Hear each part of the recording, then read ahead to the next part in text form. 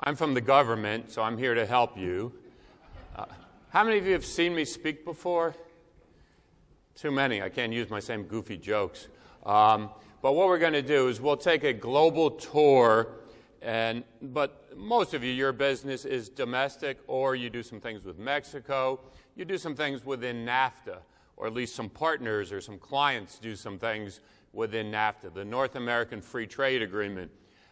And I want to show you, amongst other things, what about the economy of Canada and Mexico, and how are they becoming more important in our supply chains, that type of thing.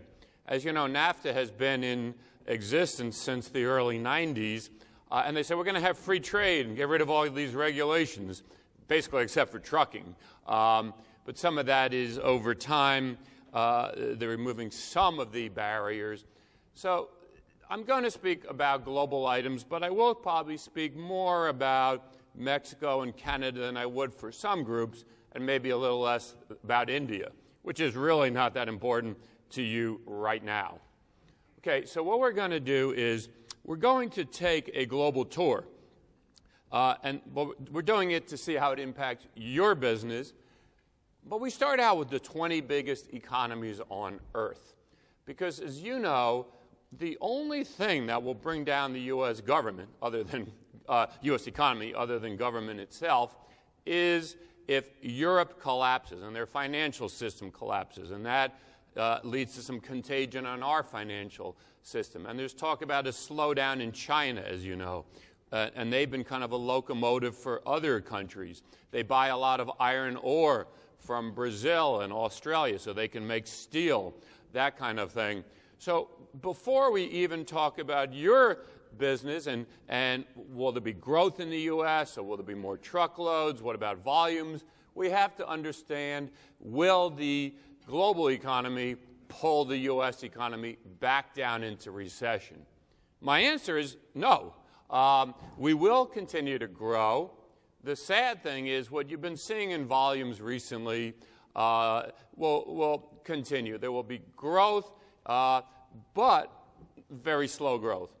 To get to the bottom line, if you look at the U.S. here, if you can read it, I apologize, but if you look at the U.S., our economy is growing about 2%. It is going to accelerate next year a little bit, but just a little bit.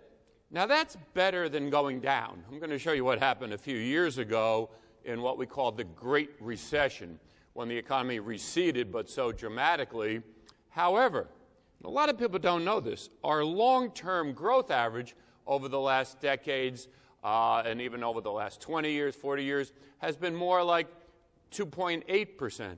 So we're still subpar, and we have been subpar during this entire administration, for instance. So the good news is, though, before people would talk about a double-dip recession, we went down, we started coming up, we'll go down again.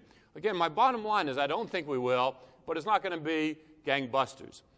One thing that is keeping our economy growing is in most of the world, there's still economic growth. It's only in Europe that economies actually are in recession. They are receding back. They are declining. And not even every European country. The UK and Germany, which are obviously major economies, are just growing very slightly, and they will accelerate a little bit into next year. Yes, Spain and Italy are going down, but not very dramatically, and they're not big markets for us. Spain and Italy really aren't markets for us. The UK is, so it's good it's growing. So these are the 20 biggest economies. You might say, Jeff, I would think Cyprus or Greece are going down even faster. They are, but you know, we're in Texas, Portugal, Ireland, Cyprus, Greece, the ones that are going down a little faster. You add them all up, they're not as big as the economy of Texas. So these are the ones that are important. And if you add it up, Europe's kind of flat, but there's tremendous growth in these countries that I striped. Maybe not tremendous. It had been tremendous a couple of years ago, but these are the emerging markets, the big populous emerging markets. And we'll talk more about China and India They have been slowing down into 2013. China will slow down a little more.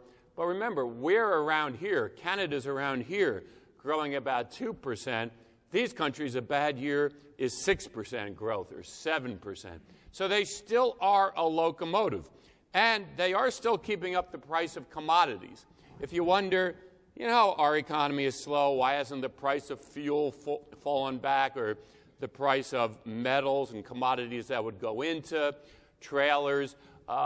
There's still a lot of growth in the world economy. So that's my bottom line on that.